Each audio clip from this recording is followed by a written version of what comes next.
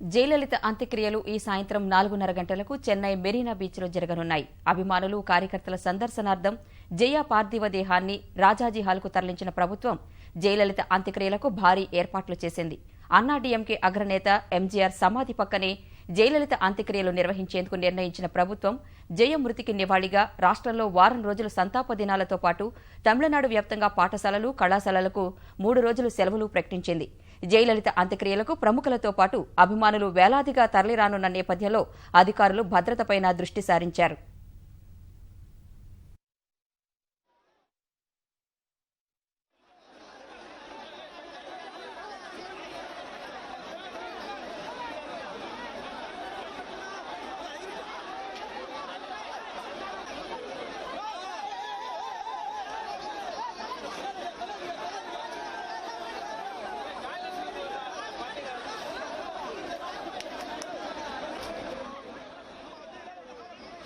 कन्नड़ जानते थे, तमिल जानते थे, हिंदी अंग्रेजी पर उनका बराबर का उतना ही अधिकार था। और मैंने कहा ना कि शब्द तौल तौल के वो बोलते थे, यानी शब्द जो है उसको जरा सा भी यानी इतना आर्टिकुलेट मैंने बहुत कम लोग देखे। तो इनके निधन पर मैं श्रद्धांजलि देता हूँ। जयललिता जी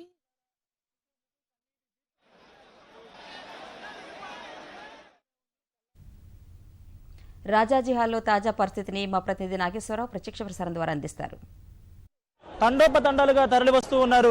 తెల్లవారుజాము 4:30 గంటల నుంచి అదే స్థాయిలో జన ప్రవాహం కొనసాగుతూ ఉంది. ప్రస్తుతం మనం అన్నాసాయి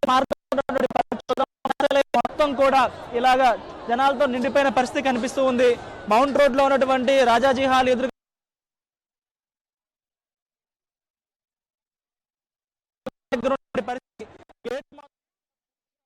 people of Tamil Nadu who so admired and adored her may get some peace at this point of time, and I pray that the God will keep her soul to rest. Jayalalithaa ji एक बहुत ही अच्छे politician थी. अच्छे politician इसलिए बोलती हूँ कि जो पॉलिटिक्स में जितना स्ट्रगल उनको लेना पड़ा, जो पर्सनल लाइफ में जितना स्ट्रगल उनको करना पड़ा, शायद ही किसी को उतना स्ट्रगल करना पड़ा होगा. और बावजूद इस सब के बावजूद भी वो अपने रास्ते पे ही चलती रही. जो रास्ते को उन्होंने चुना है उसी के साथ वो चलती रही. तो वो मुझे बहुत अच्छा लगता है. एज अ वुमेन पॉलिटिशियन मैं उसको एक आइडियल की तरह लेती हूँ, ताकि जितने भी मुश्किलात आते रहे, लोगों के लिए जो काम उनको करना था वो करते गई है. और आज जब उनके इस घटना के बाद मुझे लगता है तमिलनाडु के लोगों को बहुत ज्यादा सपोर्ट जो था वो चले गई है. और तमिलनाडु के लोगों को और उनके आत्मा को भगवान शांति दे. Thank you.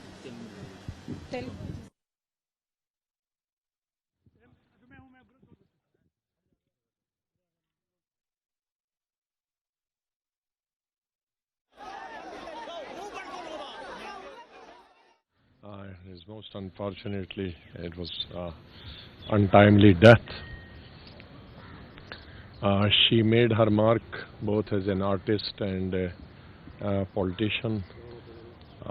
I would like to say that she was most soft-spoken politician in the country, and yet she was a great administrator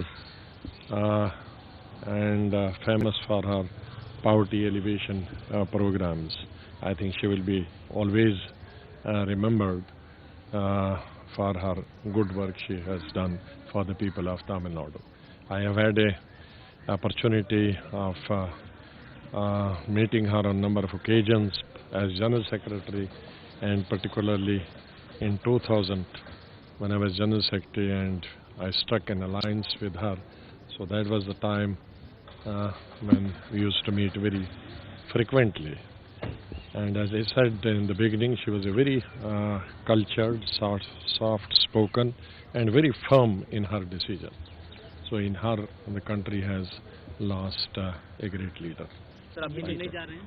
जी हाँ सर हिंदी में जयललिता एक चमकता हुआ सितारा थी और उन्होंने राजनीति में भी और फिल्म इंडस्ट्री में भी एक नाम बनाया.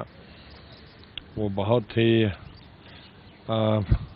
कम बोलती थी, लेकिन और बड़ी सॉफ्ट स्पोकन थी, बड़ी कल्चर्ड वुमेन थी और अपने डिसीजन के लिए, अपने फैसले के लिए, अपनी एडमिनिस्ट्रेशन के लिए बहुत मशहूर थी।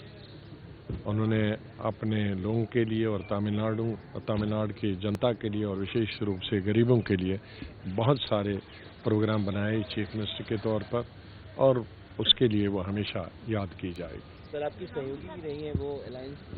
ज़ाहिर है हमारी सहयोगी भी रही हैं, और 2000 में मैं जनरल सेक्रेटरी था तमिलनाडु का इंचार्ज, तो उस वक़्त मैंने ही उनके साथ पार्टी की तरफ से अलायंस किया और कई मीटिंगें उनके साथ हुई और जिससे नज़दीक से उनको देखने का और उनसे मिलने का और उनसे बातचीत करने का और उनसे राजनीति करने का अवसर प्राप्त हुआ। कांग्रेस की तरफ से कौन-कौन जा रहा है?